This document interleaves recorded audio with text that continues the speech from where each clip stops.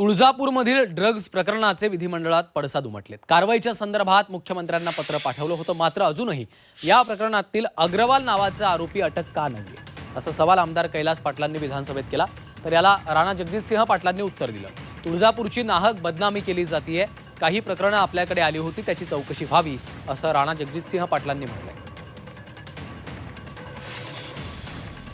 9 जून 2025 ला सन्माननीय मुख्यमंत्र्यांना तुळजापूरच्या बाबतीत एक पत्र दिलं। तुळजापूर असेल, बार्शी असेल किंवा परांड्याच्या बाबतीत त्यात आम्ही काही प्रश्न उपस्थित केले होते की ज्या ठिकाणी आरोपीच्या जबाबातून सांगितलं की आम्ही अतुल अग्रवाल नावाच्या एका पेडलरकडनं हे ड्रग्ज विकत घेतले, अद्यापपर्यंत फेब्रुवारीमध्ये गुन्हा दाखल झाला आहे, अद्यापपर्यंत त्या अतुल अग्रवालला गुन्हा दाखल झालेला नाही किंवा त्या आरोपीला अजून अद्यापर्यंत पकडलेलं नाही।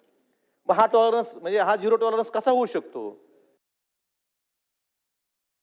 विरोधक एकत्रित येऊन षडयंत्र रचून तुळजापूरची बदनामी करतायत। तुळजापूरमध्ये ड्रग्सच्या बाबतीमध्ये काही तक्रारी माझ्याकडे दिल्या होत्या, हा दुसरा मुद्दा। त्या अनुषंगाने माहिती घेऊन मी संबंधित जे SP आहेत त्यांना माहिती दिली होती आणि काही कारवाई झाली।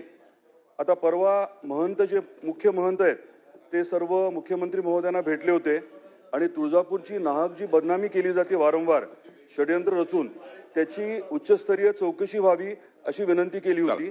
त्याच्यामध्ये जास्त म्हणावं तसं अजून काही कारवाई झालेली नाहीये। तर माझी विनंती आहे की उच्चस्तरीय समिती गठीत करावी आणि कार्यकाळ त्यांना ठरवून देऊन चौकशी व्हावी।